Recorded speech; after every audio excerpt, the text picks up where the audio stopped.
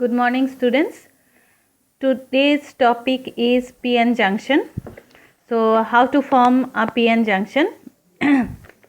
So here we consider, suppose one tetravalent impurity. Suppose this particular segment contains the tetravalent impurity. Suppose half part is doped with trivalent and the half part is doped with pentavalent elements. And if the half part is doped with trivalent, then the half part is acting as p-type and the half part is acting as n-type semiconductor. So here this part is p-type and this part is n-type. So when we consider, suppose half part is p-type and half part is n-type. So here in the p-type, so the majority carriers are holes and the minority carriers are free electrons. And in case of the n-type, the majority carriers are electrons and the minority carriers are holes. It means that the concentration level of holes on p side and in the n side is not same. And if the concentration level of holes is not same and the concentration level of electrons is not same, because of this, the movement of the carriers takes place. It means they are moving from higher concentration to the lower concentration area. So electrons are moving from n to p side and holes are moving from p to n side. So electrons move from n to p side, holes move from p to n side because of the difference level of concentration. And since the concentration level is not same and because of this the movement of carriers takes place, this particular process is known as diffusion.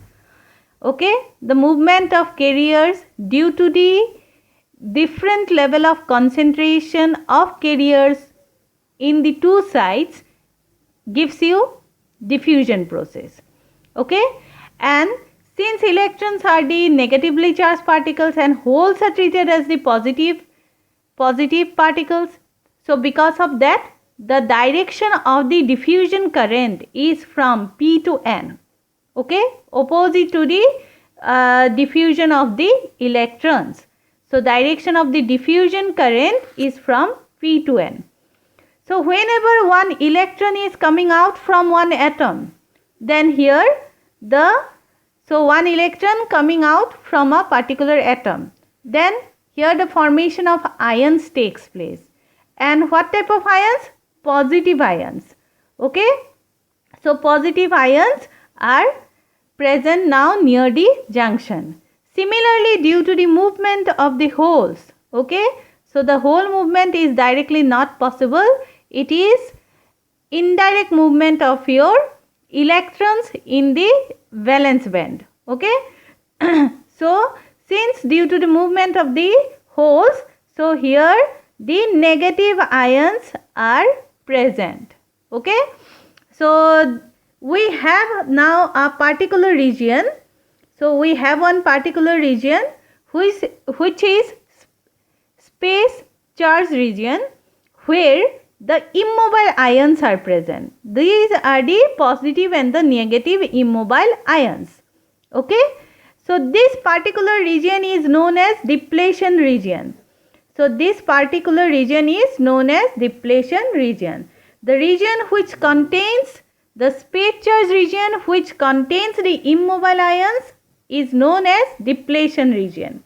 Okay, and because of this depletion region, if you observe here, so here the formation of positive ions, so it means what? One positive potential. So here the formation of negative ions, so negative potential. It means that one potential difference arises. And if potential difference arises, it means that one electric field arises.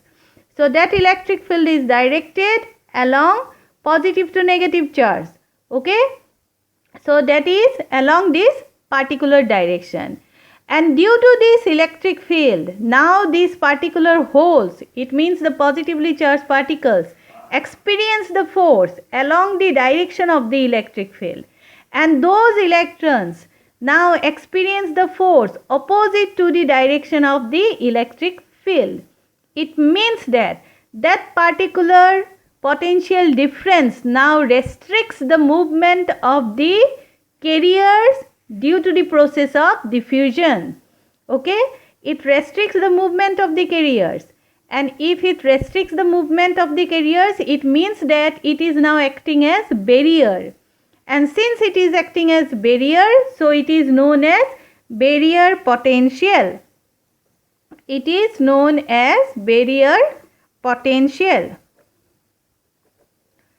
Okay, and already we know from your current electricity chapter that the movement of the carriers in presence of the electric field giving rise to the drift current. So movement of the carriers due to the presence of electric field giving rise to the drift current. It means the direction of the drift current is now along which direction? Along the direction of the electric field. This is the direction of the drift current. Okay, so due to the different level of concentration, we have the diffusion current, and due to the electric field, we have the drift current. But the diffusion current is along the direction of P to N, and drift current is along the direction of N to P. So these are in opposite order. Okay, and whenever this particular drift current becomes equal to the diffusion current, then the formation of p-n junction takes place. Okay, so here in case of the formation of the p-n junction, the two important processes are, one is the diffusion, another one is the drift. So diffusion, due to the different level of concentration of carriers, the movement of carriers takes place from P to N. It means the movement of holes takes place from P to N, and the electrons takes place from N to P. Okay, and that process is your diffusion. That process gives you the diffusion current, and due to the process of diffusion current, formation of ions takes place which are immobile. Formation of ions takes place which are immobile, and that particular region which contains the immobile ions, that is known as depletion region. And due to the formation of depletion region, one potential difference arises which restricts the further movement of the carriers, so it is known as barrier potential. And due to the barrier potential, one electric field arises, which electric field, due to this electric field, now the movement of carriers takes place, which giving rise to your drift current.